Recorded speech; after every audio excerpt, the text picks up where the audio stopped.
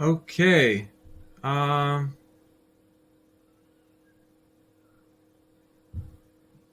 how's everybody doing? Bobby Piton here, and I'm going to go over the biggest winner and biggest loser on the day. Now, keep in mind, folks, the biggest winner and the biggest loser on the day regarding stocks, because we all know that this commie bastard Crenshaw out of Texas is the biggest loser in the United States right now. He made that very clear last night. So, by the way, I just had to get that out there. So we're going to go back to discussing what's going on with companies. And so I don't know if I'm being shadow banned on YouTube or what the deal is, but I only have one person watching, which is a little crazy because usually I should have more. Wow, it's kind of weird that it's going on like a minute delay here. How you doing, Dave? So let's wait a couple minutes, Dave. I hope everything is going well. See if we get a couple more people logged in. I'm going to prep, over here to share my screen. So let us see what is going on. Former Navy SEAL, no less, right? Yeah, pretty crazy how life works, right? You know, that someone that supposedly was defending our nation is now taking the paycheck to undermine our nation.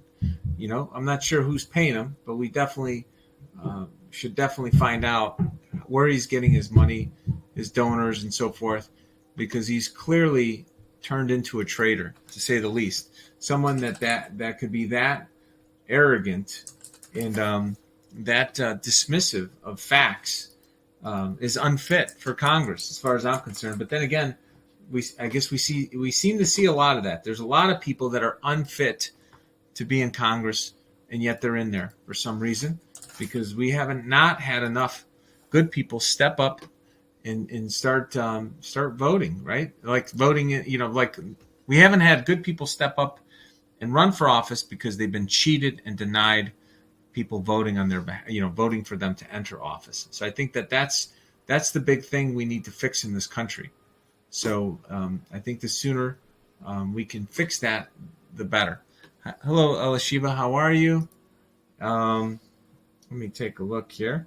Why is this? Oh, maybe everybody, you know what it is, folks? Everybody's watching the symposium again. So, but us. So everybody else is watching the symposium, and so that's all right. We're gonna go through this anyways. So there's a company, IEC Electronics. I'm going to share my screen right now. Let's take a look here. Okay. So we're going to share this screen. It happens to be up about 47%. And it says today is the 12th. And the written communication is, this is a 14D, solely preliminary communications made before a planned tender offer by CTI Acquisition Corp. So this is who is trying to buy out this company. So they basically put forward a proposal to purchase the stock. So because that's the case, and it's up 47% on that news, I don't really want to get into why they want to purchase it or anything like that. That doesn't mean as much to me on these calls. We know that it's there, that it's a potential buyout, but I'd rather focus on a company that is actually APY. Let's see if we look at APYX, somebody who reported earnings, and that we're trying to see what did they tell us in their earnings that's leading to the stock price to go up so much. So we're going to go to the next one. Okay. So let me take a look here. We're going to go to APYX. I don't even know what this thing is, folks. So just so we're clear, I'm doing this on the fly, and I think it's kind of fun for me. I hope it's fun for you guys, so we can talk about why these companies are having such a bang up day, right? So this company, APyx Medical Corporation. All right. So let me take a look here. We're going to look at this one. This one is based out of Clearwater, Florida. Look at that. So I have some family in Florida. And let's go here. I'm going to go through this one. This is a company that makes medical devices and supplies for the helium plasma technology, marketed and sold in Renuvin, cosmetic surgery. So there you go. Revenues are up 161% year over year. Let me expand this a little bit more. Advanced energy revenue, 10 million.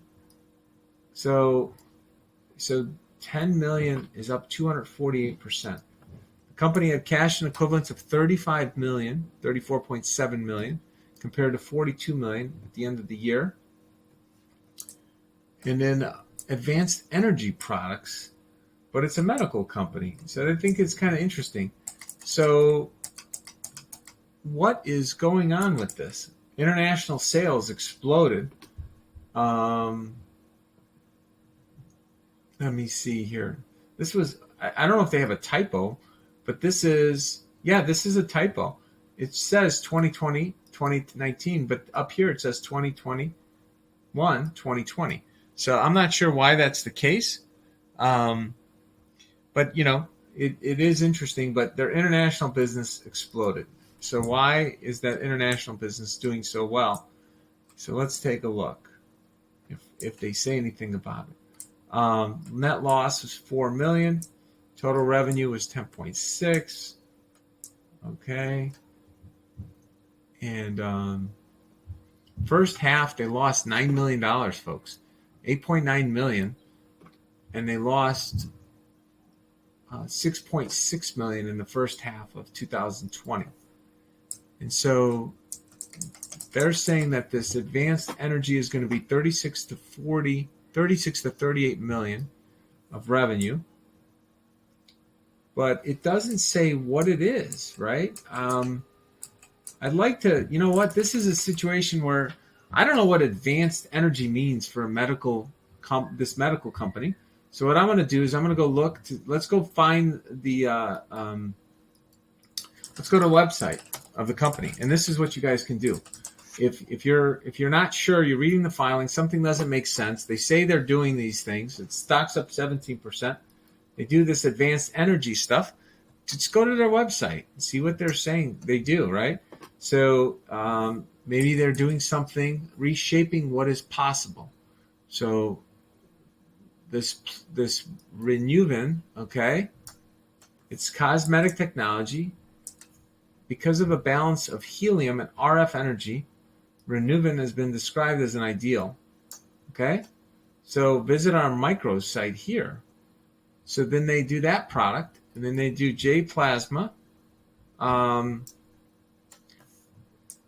Okay, so once again, this is what they're selling: RF waveform, helium plasma, advanced energy.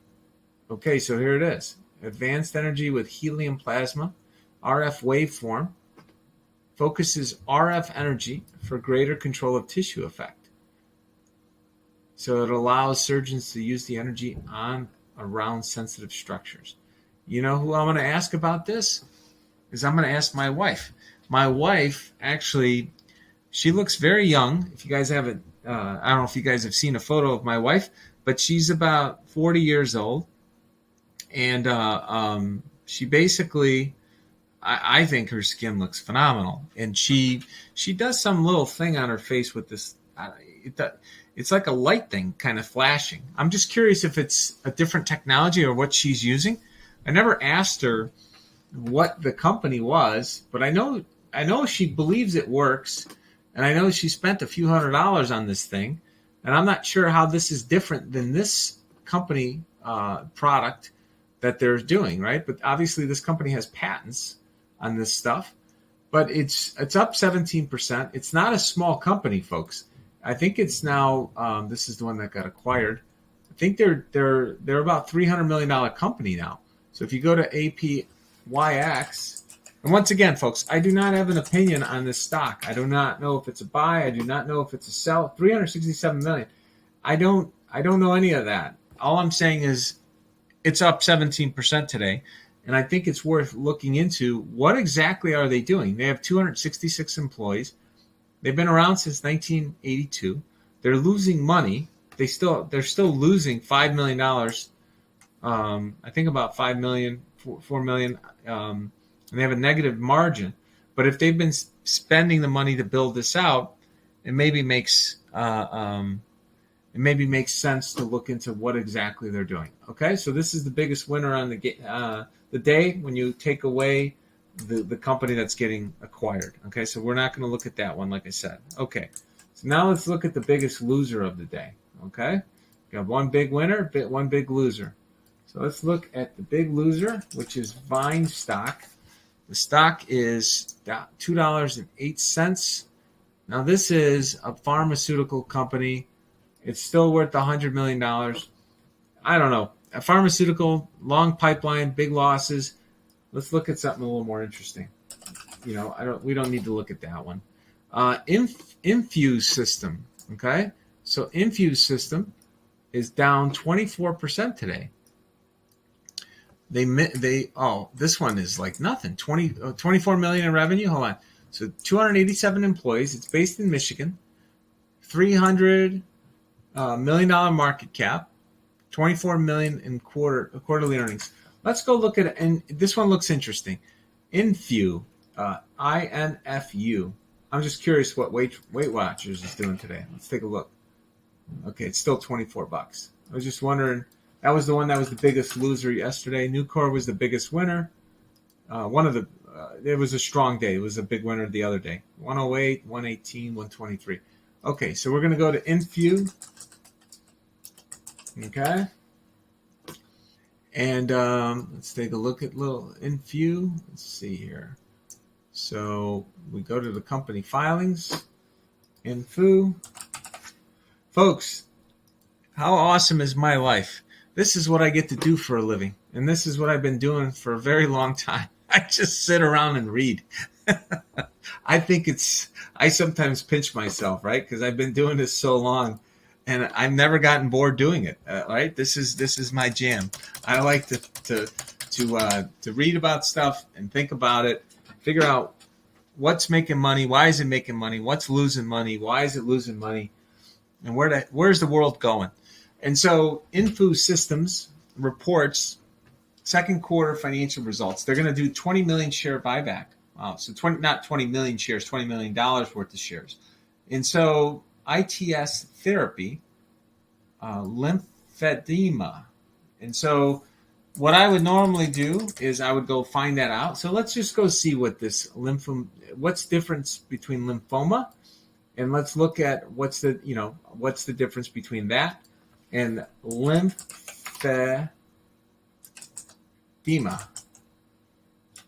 Okay, lymphedema in legs. Oof, doesn't sound good. So Mayo Clinic. So when you guys see a word or I see a word, we don't know what it means. I was thinking about lymphoma, but this is different. This refers to the swelling that occurs in one of your arms or legs, or both of your legs, removal or damage to your lymph nodes as part of cancer treatment. So that's the deal. If you've had your lymph nodes removed due to cancer treatment, it's called lymphedema. And then lymphoma, let's take a look at the difference in lymphoma. Maybe that's the one where you lose you pull lymph nodes on their own. Let me take a look. Why isn't it pulling up? Lymphoma. Did I spell it wrong? No, that's how I spelled it, right? Okay, so lymphoma, it wasn't pulling up. So lymphoma is a cancer. Okay, so lymphedema is removing it. Lymphoma is the cancer. Okay, so just to clarify. So lymphoma is a cancer of it. I didn't know it was a cancer. I thought it was some kind of illness. So you learn something new every day on this one. So Hodgkin's lymphoma, I guess that makes sense. You kind of hear it as Hodgkin's, but non-Hodgkin's lymphoma. So I don't know why I didn't think it was cancer. I thought it was just some other problem, but it says it's a cancer of the lymphatic system. Okay, so that's the deal, folks. This company is down quite a bit today, so we'll have to look at why. But the revenues were down year over year, 4%. ITS revenues were up 5%. And then DME was down 8.5%. So pain management and negative pressure wound therapy, okay, up. It's not that much though. It's only $700,000. So gross margin 60%.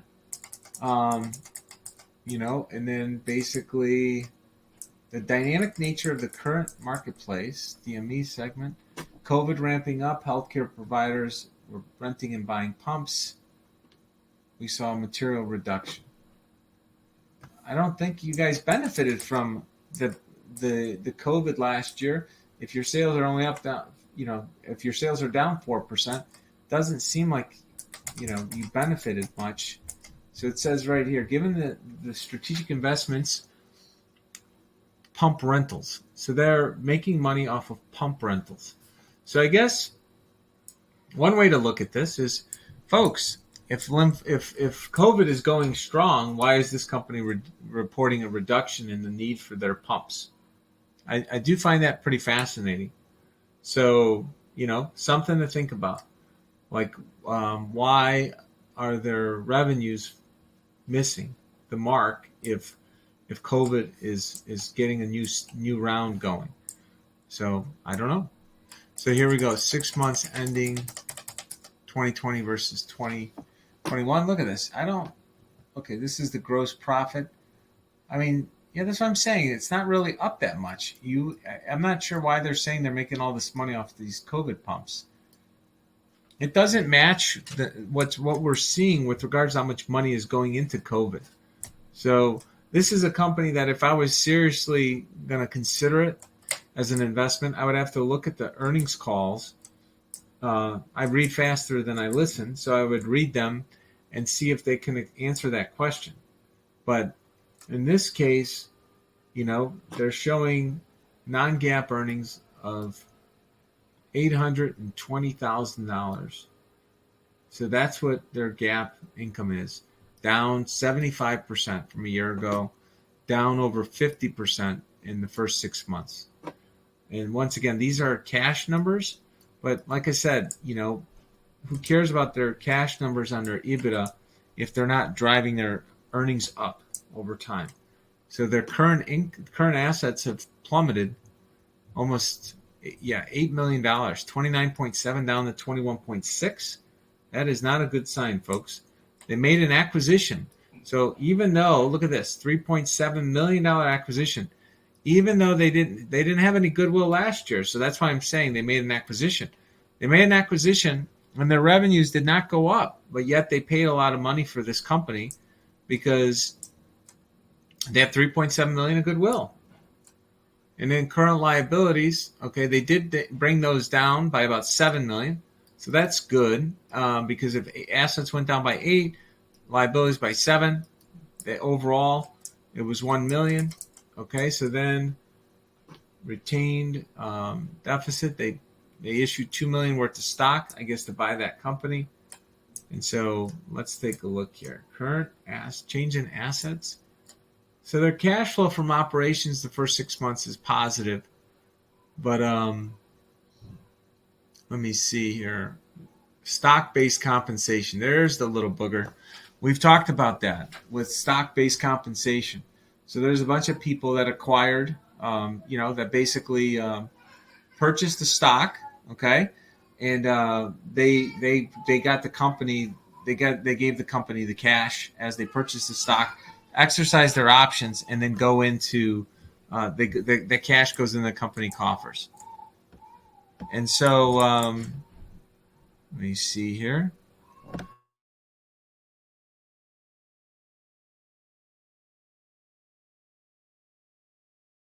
Okay, the acquisition of the business, you can see right here, was $7.4 million. So they did acquire a company. You saw that in that goodwill number.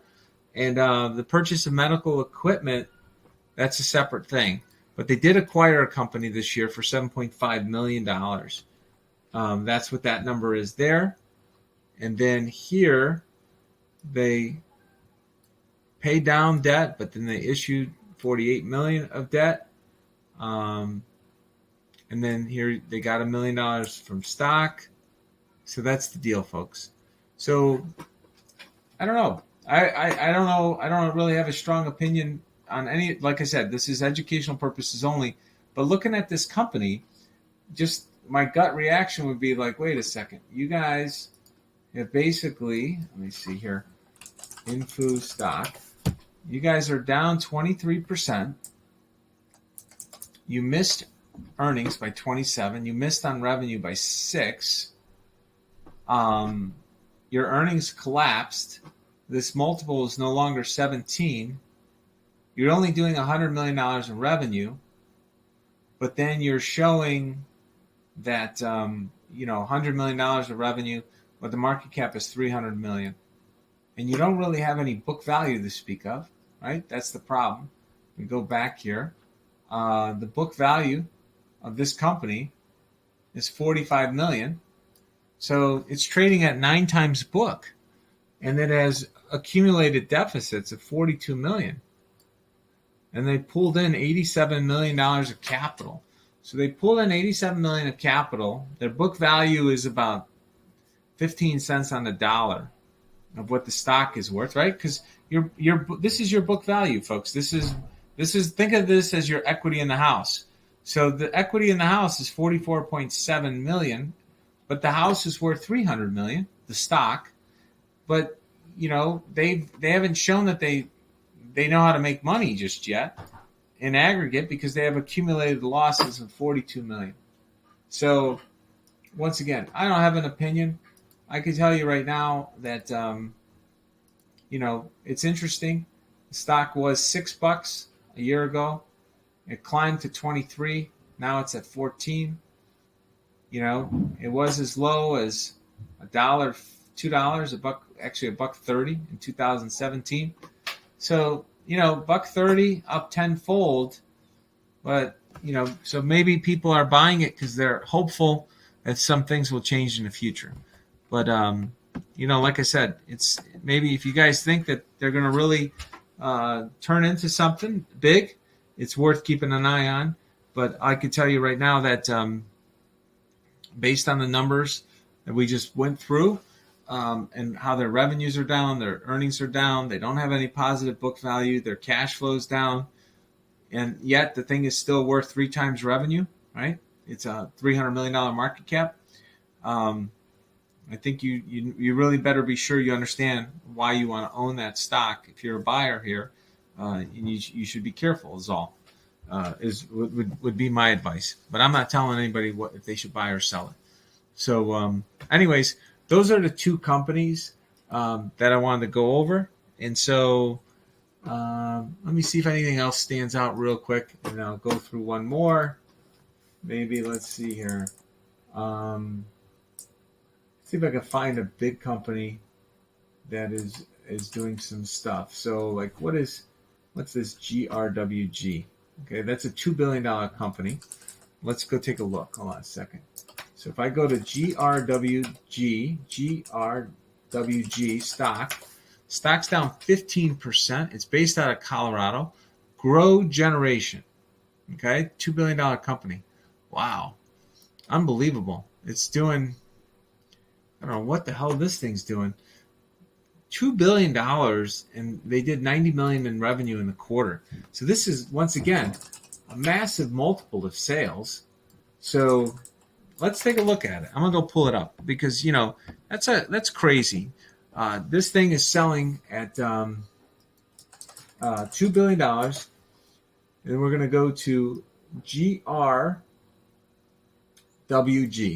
Okay? GRWG.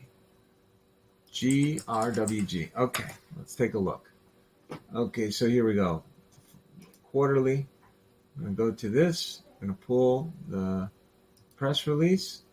Okay. Largest chain of specialty hydroponic and organic garden centers with 58 locations, folks. Think about that.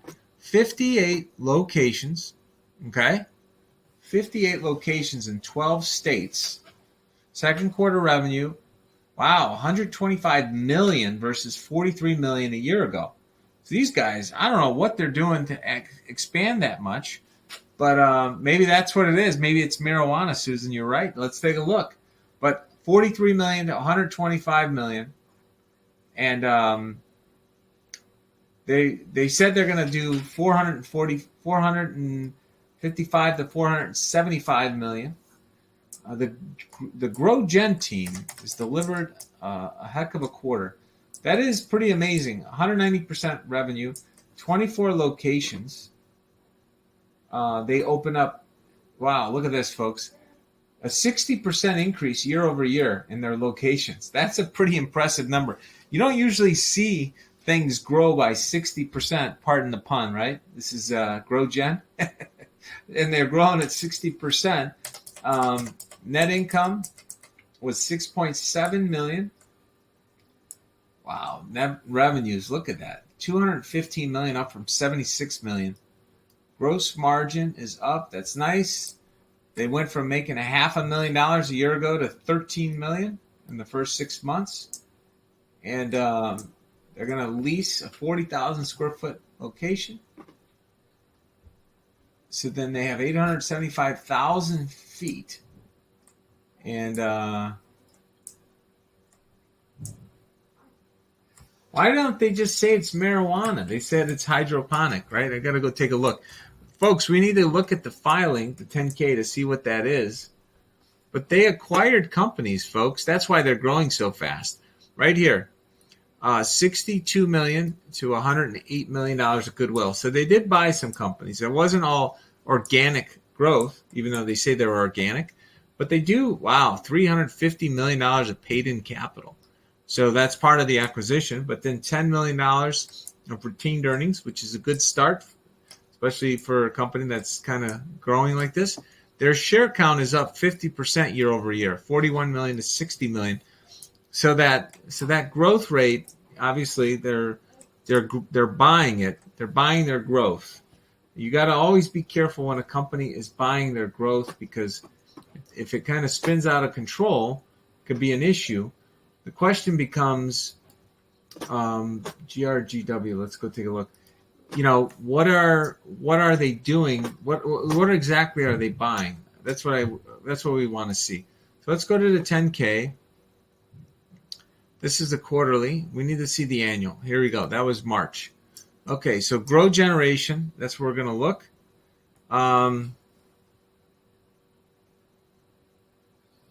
Let's see. It is advanced indoor and greenhouse lighting. See, this is what it says. It's literally a hydroponic garden center. This may not be pot, folks. Distributor of nutrients, growing media, advanced indoor and greenhouse lighting. And yeah, I guess you can say there's a lot of people. Plant-based medicine.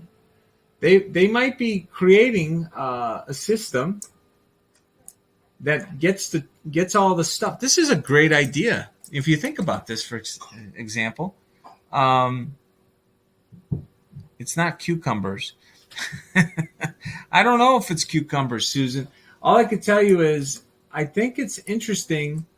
Right here, it says right here, over 60% of our products are consumables that feed the plants, generating recurring orders from our customers. So maybe, folks, they're supplying the pot chains, right? Maybe that's their whole business. So, Grow Generation Corp. Hold on. Based out of Colorado, that would be the place for it to go launch, right?